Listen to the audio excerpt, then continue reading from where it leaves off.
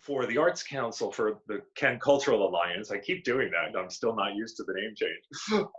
For the Kent Cultural Alliance, we canceled 2 sets of programs already. We had that the play reading of American Son, which we were really excited about doing, and we will do once we get back to normal here, because it's an important subject, and it's, that's the type of work that we really love to jump into. And we had a great cast with Doncella Wilson and Paul Tu and Paul Cambardella and Brian DeGregory to talk about issues of police brutality and Black Lives Matter. So I'm sorry that we didn't get to do that, because we were also sort of reaching a bit of a climax of racial incidents around the county, things happening at the college, things happening at the high school, and we felt it was so timely. But this is what happened. We've also canceled our poetry festival for the end of April. This is now National Poetry Month, so we've canceled that festival. But more than that, I think we're really just looking for how can we help artists? How can we help arts organizations who are taking big hits? Garfield is losing revenue every day. River Arts is losing revenue. The Mainstay is losing revenue. So it's like, okay, what can we do to boost that up?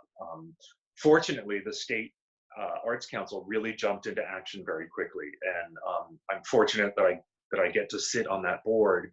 And I was there the day that they made the decision to essentially transfer funds from unused grant categories before the end of the year into the special request fund, which is basically emergency arts funding. And those are now going to be available to any institution that can't take advantage of what's already in place in the Department of Commerce through small business and nonprofit loans and small business and nonprofit grants for lost revenue. Are there any other bits of news that I think would be worthy of mention?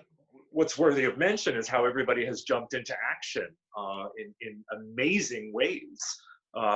River Arts almost immediately began with this 30 Days of Art program, and they're doing through email and Facebook and Instagram, and it's really geared towards families, which is so important, with people having children at home now. And yes, they have online learning to do, but there's a lot of extra time at home.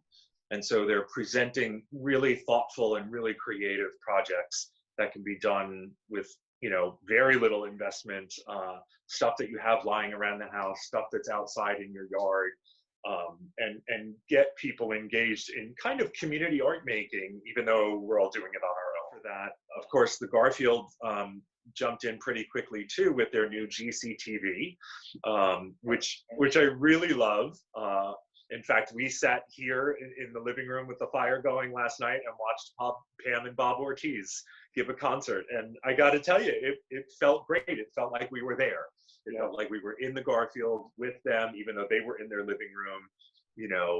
It was a great way to bring people together, and seeing all the comments pop up on the Facebook live stream and all of that. Right. It's really wonderful. The Mainstay now is doing that as well. Joe Holt did his regular Mainstay Monday at 7 o'clock on Monday night, and it was in his living room as well. So I think that's great. And what's really particularly great is, number one, they're not charging for this. And number two, they are asking that if you had planned to come to an event and you would have come to an event and bought a ticket, would you please do that now? Would you make a donation in the amount of a ticket price? And that is really huge, because all of our organizations operate on shoestring budgets. We know this. We get to review their budgets every year when we do our grants. It is month to month, and it really is a challenge. It is the income from the shows, the classes, the programs that they offer that keeps them going.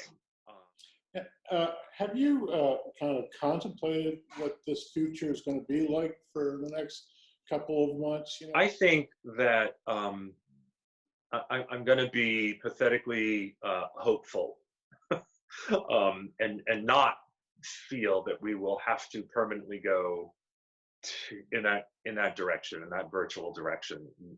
Um, we will overcome this in some way, shape, or form.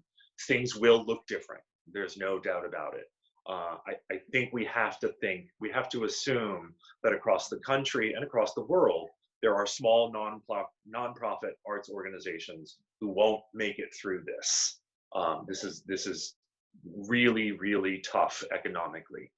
That said, I hope that what comes out of this is the way that we experience art is something that is more communal, and that is deeper and more culturally driven and embedded uh, than in the past. Thanks. Yeah, me too. Thank Appreciate you. it.